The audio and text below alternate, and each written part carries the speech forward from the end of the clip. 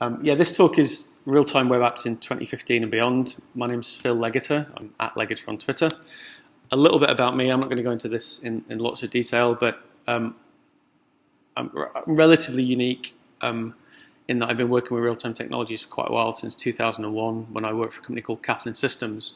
They're one of a few companies that kind of pioneered real-time technologies, although kept it all in-house, so nobody kind of knew about it. I'm a software engineering background, although my job title at the minute is like developer evangelist, which has its pros and cons.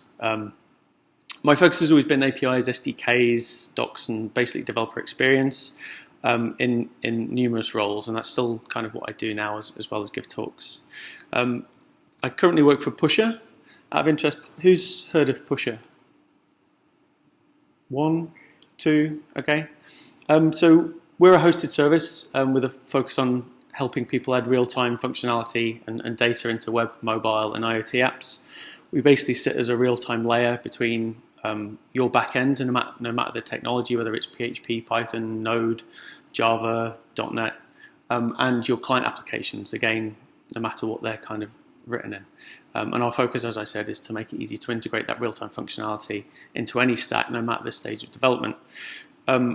So my history in real-time, and also the job that I've got right now, obviously leads into my interest in real-time technologies. I gave basically a year ago version of this, and the organisers asked me to give an updated version. So I'll share these slides afterwards. If anybody wants to I actually recorded it in my shed at home. So if anybody wants to have a look at that and compare it to the talk today, then you're obviously more than welcome to. The first thing I'm going to want to talk about is we talk about real-time web apps, and I know the title of this talk is real-time web apps, but web and internet have become kind of synonymous, but maybe they shouldn't be. So maybe we should be thinking really about internet apps. We're not always talking about browsers. We're not always talking about HTTP, hyperlinks, and so on. So maybe we are thinking about real-time internet applications, because fundamentally it's the internet. And if you look at the definition of web, it's slightly different, and so on. So I also want to talk about real-time. Now, Guillermo this morning, the author of Socket.io, spoke about some of this stuff, but I don't know if anybody was here. But my definition is it goes from the Wikipedia definition. So there's this idea of hard real-time. Now, if you were using like real-time web or real-time internet technologies, you wouldn't use them to kind of control the safety system of the Starship Enterprise warp core. There's a hard real-time factor in that. So say an event takes place, which means the warp core is going to explode, it needs ejecting. You're not going to use Socket.io, you're not going to use Pusher to power that real-time safety system. There's an absolute hard deadline that means fundamental failure of that system if an action isn't taken on that event, which is, hey, the warp core is about to explode. Geordie LaForge wouldn't be particularly happy either if you were to plug in, say, Fay or SignalR to handle this sort of stuff, although SignalR is .NET and therefore maybe enterprise. So what we're really talking about, again, I don't come up with these terms, is firm or soft real-time. And what that means is that the deadline for dealing with the event taking place and the data becoming available doesn't need to be absolutely met. It means that the system will degrade in terms of performance and in terms of what it will deliver and the experience that's delivered to a user potentially. But it doesn't mean absolute critical failure. So when we talk about real-time web and internet technologies, we're really talking about firm or soft real-time. And obviously the sort of social apps we've seen that are built using real-time technologies are examples of that. I want to cover when we need real-time and when it kind of matters. So is there a timely nature to the data that's being delivered? Now, obviously in a safety system, an event takes place, there's some data which says the warp core is about to explode. There's obviously a timely nature to that data. Now, we're not talking about that sort of hard real-time. We're talking about other applications, software or firm real-time. So there's still occasions where data is generated and there's value to getting that data sooner rather than later. Things around user experiences, things around value in terms of stocks and shares and executing trades.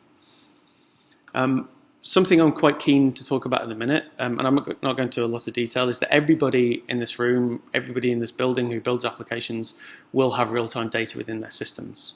So any time that any event takes place within an application and there's data associated with that, there is real-time data. So data changes, so CRUD, create, read, update, and delete data changes. All of those represent an event with real-time data associated with it. System interactions, obviously an interaction with a database is also an system interaction, but interactions between systems, interacting with the web endpoints, the data that's returned as the result of that. All of those are interactions with events and real-time data, and obviously user interactions. There's the user themselves, there's the data associated with that interaction. If you're interested in going into that a little bit more, I've got, again, another talk on that, helping people identify. It's another one in my shed, where real-time data might be in your system. And the second point about where real-time really matters is with user experiences, and that's where we're seeing most of the value, is that there's a timely nature to the experience that's being delivered. So human-to-human interactions is something that most of us crave, some of us not so much, some of us more so, but it's a natural thing that we want to do. So it makes sense that we try and do that online. We know how experiences degrade when we don't have real-time data. So for instance, you've sat on a Skype call with laggy latency, and it's terrible. So we need that real-time data and that real-time technology to enable us to build these sorts of experiences that we want. So to summarize, we need real-time is required when we need or demand, when there's a need or demand for up-to-date information, so to be in the know, or there's generally value to that information, or to build engaging experiences, user experiences, interactive experiences. And as I've kind of mentioned, these aren't new needs or demands. We want to do those sorts of things in person, so it makes sense that we look at the internet as a platform to allow us to build similar experiences. But unfortunately, the internet generally does get in the way and has done in the past. So I'm going to cover a bit about the background of why we kind of want this technology, how we're building applications with the technology now, and then what we might be doing in the future with it. So here's the internet at its finest level. As you'll tell, I'm pretty awesome at design. This is my Google Draw application I'm going to be building on. Now the arrow here kind of represents the amount of effort that as developers we have to put in to achieve that point of innovation within our applications. So when we think about the internet and the fundamentals, we have to put in a hell of a lot of effort in order to build anything innovative that really delivers value. HTTP has obviously helped. I'm probably discrediting it here a little bit by making the arrow so big. But fundamentally, it has stopped us building at least these real-time applications. So it was better, but we already wanted to do more than that. So this is Talkomatic from 1973, which is clearly an intranet console-based real-time chat application. So back in 1973, we were trying to build real-time chat for people that weren't able to be in the same office together. Some of you might remember Yahoo Chat. Again, at least it ran in a browser, but it was a Java applet. I mean, you couldn't do sound, you couldn't do voice otherwise. So we're trying to work around what was fundamentally our viewport into the internet, which was our browser, although that's changing a bit now. We're trying to work really hard to achieve these real-time experiences. So going back to finance, which, as I said, kind of pioneered some of the fundamentals of these real-time technologies. This is Reuters 3000 Extra. It shows real-time stocks and share prices. But it's a fat client. So it made sense that back in early 2000, people tried to take these applications and put them in web browsers, because web browsers were ubiquitous. Everybody who had a PC had a web browser at some point. So you could obviously more easily get people to just go to a URL and access real-time data. But it was really difficult to do that. If you look at what's going on here, there's probably only one the frames are HTML, the browser window is probably an iframe, but the rest of it are Java applets. So HTTP generally, and the browser itself as well, wasn't providing us enough. It was a request response, open close kind of paradigm. Maintaining persistent connections was hard for numerous reasons. The runtimes and the technologies we were using weren't generally used to that. We couldn't do there was no cross-browser support for doing similar things, so we were hacking around stuff. There was a 2-connection limit to the same domain. You couldn't make requests to a different origin, so I couldn't make requests from legator.co.uk to nyccamp.org. and browsers were doing things in loads of different ways. So it was a complete pain. And again, the amount of effort we had to put into trying to achieve these things was massive. So we hacked. We've already seen that Java applets were there. They were kind of the first way of achieving this, communicating between JavaScript and Java, using Java as the connection transport, Flash, and HTTP hacks eventually. But luckily, we're now in a point where real-time has gone mainstream. So I want to provide 5 reasons that I believe that we are there right now. The first thing is social has been really the first demonstration of the value of offering more of a kind of real-time feeling experience. We know the value offered by Twitter and Facebook. We know that loads of people use it, and it's demonstrated business value as well as social experience value outside of finance, kind of the first time for real-time technologies. Now, although Twitter don't use real-time server-to-client technologies in this case, it's still shown that the user experiences you can build and that there's a craving for a real-time feel. I want to know exactly what's happening right now. And another interesting thing that Facebook and Twitter have also introduced is this idea of users identifying the data that they're interested in. Now, we don't think of it as that the interaction, the intent we have with the application itself isn't, oh, I want to subscribe to that person's feed. It's I want to follow them. It's I want to like a product. It's I want to friend somebody. But from a technology point of view, we've identified the subscription to data that we're really interested in. We've obviously had massive technology improvements. Processors and memory, we can process data a lot faster. There was a C10K, 10,000 persistent simultaneous connection limit that we thought was going to be very difficult to overcome. We've overcame that. Scaling is still difficult, although there are patterns, there are technologies that allow us to do that much more easily. Web browsers are still generally our portal, into the internet, our window into the internet. So it's great that browsers are becoming an amazing runtime with consistent ways of achieving similar things. The XML HTTP request object, came around with Outlook Web, but now it's standardized and we're using it in all browsers. We can do cross-origin resource sharing for cross-domain requests. We've got server-sent events and the event source API for standardized HTTP-based real-time streaming and long polling solutions. And we've got WebSocket, which has come along with the absolute need for real-time, bidirectional, full duplex communication between client and server. And then more recently, WebRTC with a focus on audio and video, but also support for data, focused on peer-to-peer connections, but who's to say that a peer isn't a server? So we've got an amazing point. It's much easier now to try and reach that point of innovation. We've got these fundamentals in place. And I think one of the important things now is that although a lot of these technologies generally start being browser focused, they're specified, they're specifications, they're defined APIs, and there's no reason why these can't be used in other technologies. There are client libraries, there's a WebSocket library for basically any technology. And the software choice has massively improved. As I said, back in early 2000, Kaplan Systems, Kazing, Lightstreamer were all pioneering real-time technologies, but keeping this technology absolutely in-house. It was their, it was their intellectual property. It was what they licensed at large cost to financial institutions. But because of the obvious need and demand for real-time experiences elsewhere, people who potentially didn't want to work in finance moved in open source technologies. Once we've got one open source technology, we can look at how they've achieved something and look at other ways of achieving them. Standards have also helped push the software choice forward. And I've obviously got to say, word for pusher, that I believe hosted services have really helped. We know the benefits they offer in terms of general hosting infrastructure. It's the same with real-time. It's questionably, but I believe, easier to integrate with a real-time hosted service than it is to try and roll your own and host and deal with the infrastructure around that kind of thing. The final thing is the huge increase in internet usage. It's continuing to increase. Mary Meeker does a report every year, and there are a couple of slides. Again, Guillermo showed an example earlier of this, a later slide. But this is showing that basic digital media usage is at 5.6 hours per person, per adult per day in the US. I thought it might have been a bit higher. Maybe youth spend a little bit longer in digital media than that.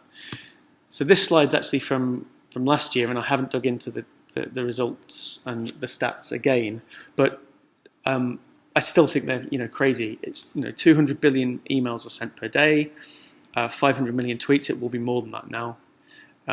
200 million hours of YouTube is watched each day, which is crazy. And if we look at where real time comes into this, tweets, Facebook status updates, real time chats through Instagram. Skype is obviously a real time audio video experience. And then if you look at, again, from Mary Meeker's report, the top apps that are used and the number of sessions, 6 of those are messaging-based applications. So fundamentally, some of those will be powered by some form of real-time technology. So it's quite clear that real-time is a massive factor. And I've just picked out a few examples that I really like. So Facebook, it's obviously got real-time status updates in the top right. The main wall is a real-time updating activity stream, and it has Facebook Messenger embedded in the app as well. User voice is a real-time support system where both the support agent and the person seeking support's experience is massively increased. Most people here have tried Google Docs or maybe Microsoft 365, I believe it is the online version. And the hours, the productivity gain we get from collaborating at certain points in of the workflow in real time is massive compared to tracking changes in a Word document, checking it into SharePoint, checking it back out again. So we're seeing benefits there, and Uber specifically as well for real-time tracking of taxis. Again, it's just become this kind of level of expected experience in applications. So before I came to give this talk, I sent an email around internally at work to find out what other people thought, and I fed that into this, and my CEOs let me quote this paragraph from an internal email saying that I'm not sure I believe in such thing as a real-time apps anymore. Apps either update instantly and smoothly or they appear broken. So quite a bold statement. I feel that real-time as a feature has moved down the Kano graph. I'll talk about what that is in a minute. It's much more of an expectation than an exciter. So Max is saying that he believes that applications should behave in this real-time, smooth updating way, or they generally feel broken. Now the Kano graph, from that little quote that's coming out, see, over time, delightful innovation becomes another basic need. So what Max is saying is that he believes that if users don't have that real-time update, that smooth experience, is that they're actually dissatisfied with your application now. Now, obviously, it's up for debate, but I'm putting it out there to see what you think. I kind of agree, but I think there are certain use cases where you absolutely need real-time, and others where you can get away with it at the minute. So the real-time is essential because the internet is actually our communication platform. If you look at all those messaging applications, if you think about using email, if you think about using Skype, if you think about using Google Hangouts, if you think about using Google Docs, all of those are ultimately communication applications built on the internet as a communication platform. I actually gave a talk about this exactly at 2012 at TullioCon, and I'm holding true to that. And interestingly enough, it's becoming our entertainment platform. At home, I don't have a normal aerial for TV. Everything is on demand. I use Netflix, Amazon Prime, maybe download the occasional film. So, the internet is becoming our source of entertainment as well, and gaming, obviously.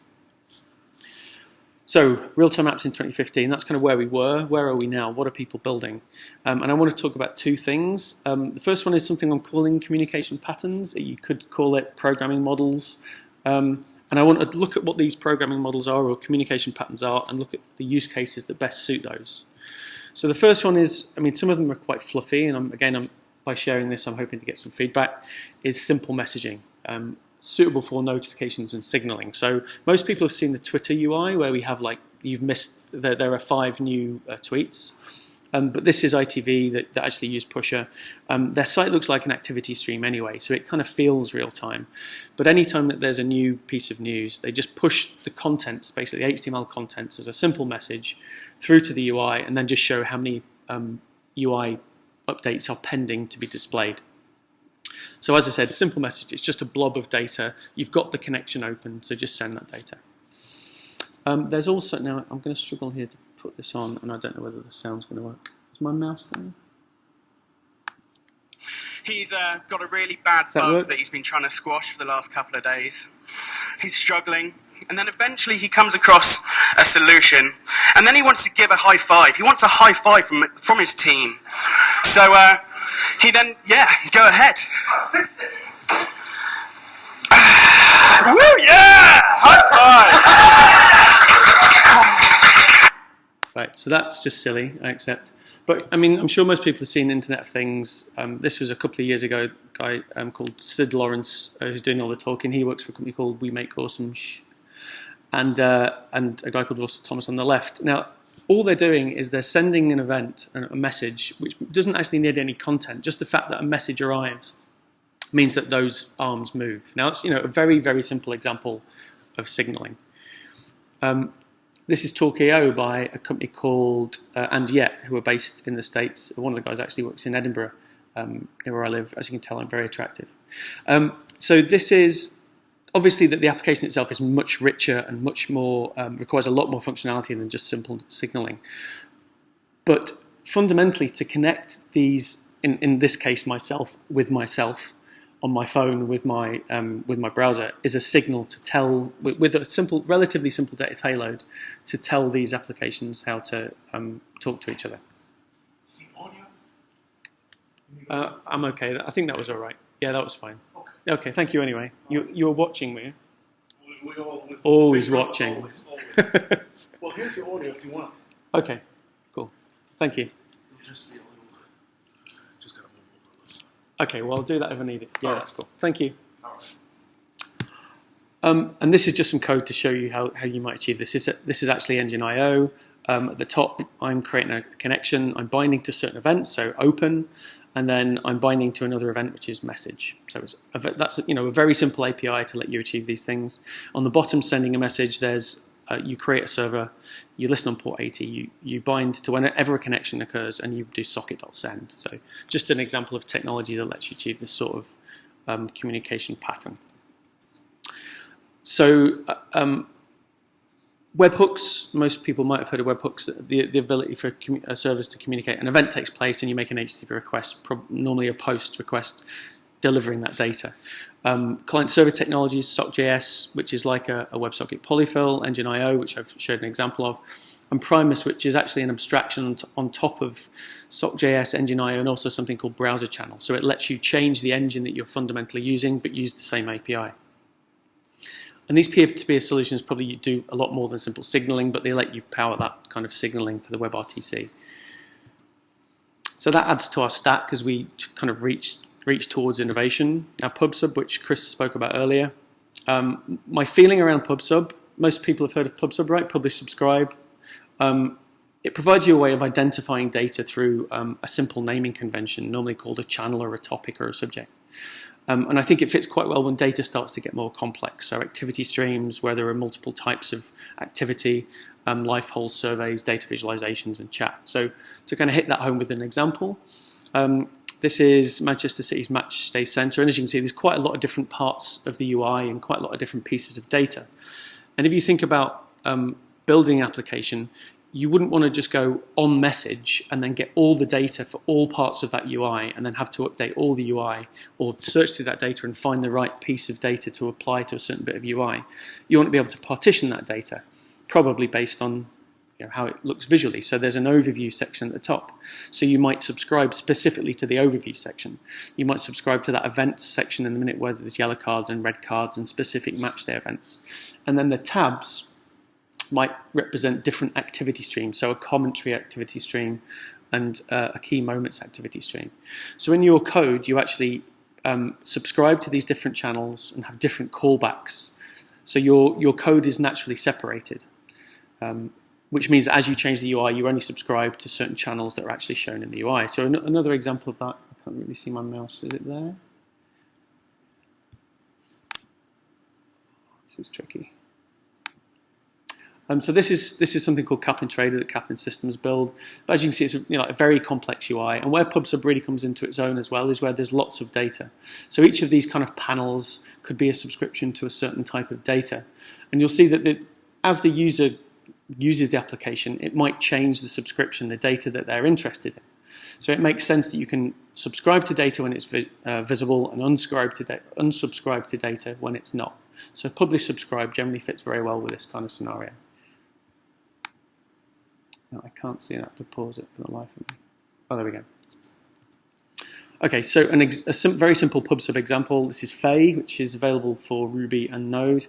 We're creating a client, we're subscribing to messages, and we're passing a function callback. So we could also subscribe to activities or financial data, or FX, FI, or chat. And then publishing is as simple as publishing on the channel messages and the data. Now, something that again is relatively new in terms of thinking about the best kind of communication patterns for real-time technologies is that, again, even a message blob itself probably isn't, even when partitioned by a channel, probably isn't quite enough. Because say the channel identifies the data that you're interested in, then there are different things that happens to that data. So, data is updated, it's deleted. There are other kind of events that can take place on data. So I think an evented abstraction on top of this idea of pub sub works particularly well. So in this case, this is the pusher JavaScript library and an example below using, I think, Node. But you subscribe to a channel, which is messages, and then you bind to different types of events. So in this case, I'm saying new message or message updated. But again, if it were a record in a database or a table, it could be activities, and then you bind to new activity, activity updated, activity deleted. So from a kind of programming model or a communication style, I feel it works a lot better with real-time web apps as you build them. And if you look at some of the existing solutions, actually Socket.io has an idea of namespaces and has rooms, and it's always evented. It's you bind to on any type of event on chat message. So it actually is an evented pub sub abstraction if you use it in a certain way. Xsocket similarly, and there's some other hosted solutions there as well. So that adds pub sub to the stack. There's also RPC and RMI, so remote procedure call or remote method invocation. I specifically like the idea of remote method invocation because you're interacting with objects defined on a server from your client, or objects on a client from your server, and you're invoking methods on those objects. Now, I'm not entirely sure about the best use cases for it, but I think it suits quite well when you've got some quite complex server and client interactions. So when there's some very domain-specific, semantically rich interactions that take place that can be lost when you just think about messaging. If people have tried to write like a pure pub sub only event hub based architecture, you'll probably find that quite soon you're writing a lot of code around just dealing with messages, and it doesn't quite fit. So I think RPC and RMI solutions fit pretty well with that. So to provide an example, here's a trade ticket. Now the workflow for this is you open a trade, you get an acknowledgement of opening that trade, you wait for it to become executable. It can then either be withdrawn, it can expire, or it can execute. The trade is then confirmed. That confirmation needs to be acknowledged or can expire. So I think RMI and RPC that provide those very specific domain-based functions might work quite well for this kind of scenario, or potentially synchronizing state, which I'll get into a little bit later. And this is something called Shooter by the guys, by Damien Edwards and David Fowler, who built SignalR, which is a .NET solution. Maybe games are another example of that, where you've got very domain-specific pieces of functionality like player move left, move right, shoot, turn on shield, teleport, and so on. And this is an example of SignalR. Sorry, it's .NET C#. But at the top here, that you define something called a game hub, and you define a method, in this case, called move on it. Now, at the very bottom of the client example code, you'll see there's game.server.move. So what that does is that executes that function that's defined on the server. And then within the top code, there's move. So when that's executed, you can use the framework supported syntax of clients.all. So all clients call their player moved function. So it's quite complex as you walk through it, but it's quite nice as you're writing the code against that. And there are a surprising number of solutions. Like, have any interest? Anybody use a real-time framework that uses RPC RMI? Yeah, one. Okay. Two. Right, cool. So there's obviously, and it's felt relatively new to me, although Java RMI has been around forever. So, and some obvious ones to point out are things like Meteor. You can call your client-side code from the server. SocketStream, a guy called Paul Jensen spoke yesterday on socket stream. So we've got PubSub in there. We've got RMI, simple messaging. Finally, there's data sync. Now, data synchronization seems to fit quite well for me in terms of when you're collaborating on shared data sets, on a shared structure. And it's interesting to see that data synchronization is the solution or the communication pattern that backend as a service style solutions offer, like Firebase, Syncano, Flybase, I think another one. But if you look at these, they tend to offer this kind of data synchronization solution. Now, most people obviously know that Google Docs is a great example of that, where ultimately you're interacting with and manipulating a shared data structure. And those changes are then synchronized to different devices, originally the server and then distributed to other clients. I built a mapping example using the ESRI JavaScript API using a data synchronization solution. Again, it's if multiple people are working on the same kind of view, it works really well to collaborate together. This one doesn't always work. Let's see. Hi, I'm Stephen Guerin. I'm a developer down in Santa Fe using Firebase for some of our applications in emergency management and new forms of human-computer interaction that lets people come around physical surfaces like a sand table or in an immersive room to communicate the effects of models in real-time events. Looking at what the firefighters will use as a common sandbox, they'll use very traditional medium of yarn to express the progression of a fire. We saw that initially as a primitive interface, but now we see that as actually something of a goal as a human-computer interaction to let people express models and interactions in that way, and we're now projecting digital information on top of that. The best part about using Firebase is I don't have to actually focus on the back. I'll cut it off before it becomes a marketing video, but I really like this idea of digital and physical, and using something like a real sand table and string, and synchronizing that state. Obviously, you're not synchronizing sand on another table, but you're transmitting digital changes with a physical interaction. So I think that's really powerful, and that's happening today. This is the Firebase API. I believe there's a talk on Firebase later. In this case, it's really simple. You're getting a reference to an object. You can treat these objects in different ways. In this case, I'm treating it as a collection, and I'm pushing data onto that. And again, the importance here is that the real-time web, the evented web, is that there are events you bind to identify what's happening to that data. So child added, child changed, and child removed. And obviously, the API offers more than that, but with that itself, you can synchronize state. And there's a growing number of solutions in this space. Derby.js has been around for quite a while. I think the people that created it actually went off and did some consultancy, but it's still available as a solution like this. LolaDB, the people that built that actually contacted me. It looks really interesting. They've got a lot of client libraries available for this, the backend's Node. And some of them are kind of more all-in than others. So Derby and Meteor, you're kind of buying into using that framework almost in its entirety. You're not going to have an existing, say, Drupal app and then go, well, I'm going to use Meteor for this bit of it. I don't think. I could be wrong. Maybe there's some talks later about that sort of thing. So there are different solutions which fit better with different stages of development. And obviously hosted, there's a bunch of different examples available. So we've now, we've only got a tiny amount of effort. It's so easy for us now as developers to reach that point of innovation and build amazing apps. So there's no excuse. But obviously there's a lot of solutions out there. So how do you go around choosing them? I'm going to briefly cover this. There are technology considerations. Not every team wants to dive into Node. Not every team wants to build a Scala app. So there's a skill set, there's languages, and there's also infrastructure considerations.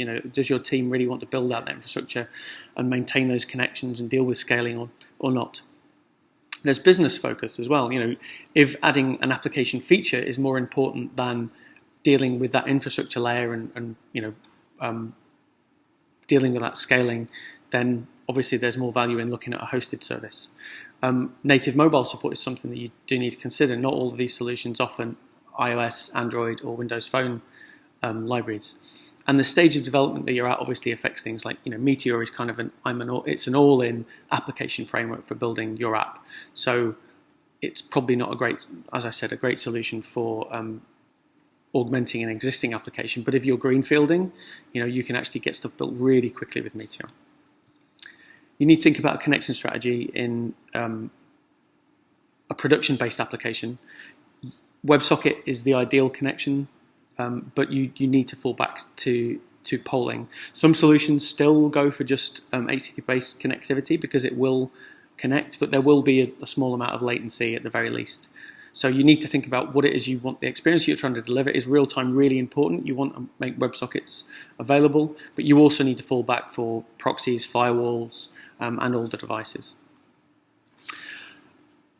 How do you choose which communication pattern kind of suits your needs? Now, this is, again, quite a rudimentary way of looking at it, but hopefully it provides a bit of a framework for considering what you might want to choose. So the y-axis is data complexity. So obviously with on-message, the data is relatively simple. You're just sending a blob through. Application complexity is kind of the sort of functionality that you're offering, the types of interactions that are taking place. You probably wouldn't use on-message for that. Now, as data gets more complex, then pub-sub becomes a better solution because you can partition the data. Your subscriptions identify what the data that you're interested in. Evented pub-sub probably sits kind of right at the top of that arrow in terms of data complexity, and you also build synchronization type solutions with that. Application complexity and low data complexity, maybe RMI, and data sync seems to be kind of the way that we're moving forward with real-time technologies. And again, the first talk today suggested that was the solution to go for. I don't expect people to read this, and I'm not going to go through it, but I'll share the slides afterwards, and it gives you an idea of where some of the existing solutions might fit. The Sales.js one might be slightly wrong, but again, by sharing it, hopefully I can get feedback. And I go into this in more detail in a couple of talks. I gave a 10-minute talk at Forward.js earlier in the year, and FOA London. There's one this year. If anybody wants to go to London, I've got a 15% discount code. There's a 35-minute talk there on that. So that's the history. That's what people are building right now, and now we need to think about beyond. What can we do with this technology going forward? There are some things getting in our way. Network infrastructure, reliability, speed, this absolute understanding. There are so many legacy infrastructure systems that just expect HTTP and nothing else. These things are getting in our way of us really innovating on the web. HTTP2 looks like it could be a shining light. I'd recommend, it's a guy called Ilya Grigorik who works for Google. I'd highly recommend, he's got a book which is amazing, and following him for updates on that. We generally need, I've talked about these different, we've got WebSocket, we've got event source, and the Service Center Events API. But what do we do in terms of those communication patterns and paradigms and programming models? Do we really need a protocol for pub-sub? We need a protocol for data synchronization. We need a protocol maybe not for simple messaging. But so there's a Socket.io protocol. There's DDP, distributed data protocol by the folk at Meteor. Is that going to be standardized? Is it going to be adopted across other frameworks? What is the pub-sub solution? Is it MQTT, which is originally focused on machine-to-machine via servers, but very low latency, a very small and efficient pub-sub solution? Is that the way forward? Am I right? Is a vented pub-sub so important that we should have a protocol that's used across frameworks for that? Are there other standards? I don't know. This is something that I think needs to be addressed. I obviously need to talk about the Internet of Things. I'm not going to go into a lot of detail. There's a million talks on Internet of Things, but there are some interesting facts. Can everyone see that? Yeah. So apparently we've got 15 billion devices connected right now, and by 2020 we'll have 200 billion devices. We're going to have 26 smart objects per person. So that's from watches to T-shirts to refrigerators to plugs. Everything will be connected to the internet. So it's obviously going to be a massive trend. We're going to see more and more things. There are car kits for specifically around things like this. Hopefully I can start controlling my children and stopping them crying. That would be really handy. I'm not going to play this video, but we've all seen drones. But this is quite interesting. It's a dance mat, and they're controlling the drone with the dance mat. So it's letting us plug things that we wouldn't have thought can communicate with each other together and doing crazy and silly stuff with it. Google are pushing something called the physical web.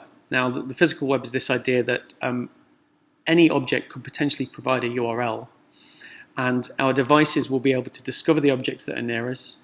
request information from those objects, and it will just be a URL. And then the URL will take our application or our web browser to like deep link into our app or to a URL, and then the communication between the devices will really start to take place via the internet. In this case, they've used the web, and specifically here they say WebSocket, but they mean real-time communication between the device and probably, in this case, what's this, a parking meter, and a mobile device. So this is definitely worth looking into, the physical web. Obviously, because of the massive trend with IoT, we're starting to see more platforms. Any of the real-time technology platforms that I've mentioned already will already have SDKs and libraries to help people build with IoT. Arduino, Raspberry Pi, which is just a standard Linux box anyway, now Windows supporting. But there are specific ones that are coming along. Smart things look really interesting. There was a company called Ninja Blocks who unfortunately recently ran out of money. So not everyone's going to be successful. Everything was quite interesting. A guy called Chris Matthew created something called Skynet IM, which was kind of a very hacky socket.io solution. But I believe he's done a lot of stuff like this in the past. He now works for Intel, and he's now behind something called OctoBlue. And if you search for IoT platform, you'll get 1 million hits-ish now. Something else I think is going to be really important, especially when you think about the experience, the understanding that data has a timely nature to it. The understanding that the experiences that we want to build for our users is really important. The APIs will start to move towards offering real-time delivery of data. So at any time an event takes place, there will be some form of subscription via the API that can be pushed to the API consumer. If you look at some of the APIs that are available at the minute, Twilio, SendGrid, MailChimp, INO, GitHub, Trello, they all have a real-time endpoint of some sort, whether it's a webhook or whether it's WebSockets. And we'll start to see APIs for APIs. So Fanout are focusing on being a real-time API infrastructure. And you might not think there are many real-time APIs available, but interestingly enough, if you look at some well-known applications, they offer real-time APIs underneath. So the only exception here is maybe PayPal, that you probably think of as an API as well as an app. But all of these, Twitter Firehose you've probably heard of, but all of these other applications offer real-time APIs of some sort. So we're already starting to see apps offering real-time APIs because they want people to build real-time experiences with it. Again, I go into more detail on that in a talk I gave at API Strategies around helping people choose or how to start building a real-time API. So please watch that if that's of interest to you. So taking IoT and real-time APIs together, most people have heard of Nest, right? So they're focusing on being basically, a smart homes technology provider. Now they were acquired by Google for $3.2 billion, which is quite a lot of money, I think. And they're offering, thermostats, smoke detectors, alarms. But interestingly enough, they actually use the Firebase protocol as their API. So I don't know, but I'm guessing that means they've got a self-installed version of Firebase. Now, Google acquired Firebase recently. Now, did they acquire Firebase recently because they believe that it's the future of building applications, or did they acquire Firebase because fundamentally Firebase is fundamental to the success of Nest, which they've just paid $3.2 billion for? Probably a bit of both. Firebase is a great experience for building on. So it's obviously going to be important, this sort of thing. I've already mentioned that real-time experiences are going to be even more essential. Data, audio, and video are going to be a big part of that. I think I originally had this as stagnation of the use cases, but I think that's probably unfair. But these use cases for real-time technologies have been around for 5 years, like notifications, activity streams, data visualization, and so on. But I think, and they haven't changed. I think we're going to see more people adding those to applications, but also them change slightly. So if you look at the UIs of things like the notification screen on Android, not only are you getting a real-time notification, you're getting prompted straight away for an action. You're not asking them to jump straight into Twitter all the time or another application. There's actually the ability within the OS to support actions within applications. And I think that's a place that we're going to go with this. If you look at something like Google now, Google's identified information you're interested in, but it's now prompting you to subscribe to data, to understand what that user is interested in more detail. So get updates on things that you're interested in. So subscriptions. And I think we're moving towards this idea of users identifying streams of information and events that they will want to consume, personalized event streams. So I think, again, this idea on the real-time web that event is really important. And because of that, and because of this idea of the notification, we're starting to see unified APIs across different OSs that we can hook into and plug our real-time data into. So I've got like 15 seconds, so I'm going to skip really quickly. Multi-device experiences are really interested. You think we've got all these devices connected to the internet. Why can't we use multiple devices together to achieve things? We've seen some second screen applications that kind of do this, but there's also a game called Watchdogs, which is quite interesting to look at. For this, I'd specifically recommend you follow Benjamin Ben, a guy called Ben Foxall. He's done some amazing talks. If you're in the audience for his talks, it's genuinely amazing that he's communicating between multiple devices, sending sounds around, capturing information from these devices. So I'll just say, please follow Ben. He's a great guy and really clever. So in summary, the internet is our communications platform. I think that's pretty clear.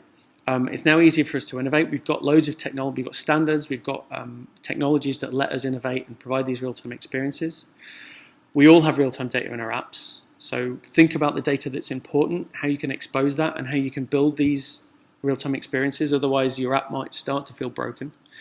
The pull-down option to refresh, it doesn't feel right anyway. And the future is improvements to infrastructure and standards in various places, obviously IoT, I believe APIs, real-time APIs, and this idea of personalized event streams, because users are identifying the data they're interested in. So it should be pushed to them, and then you can build these experiences on those event streams.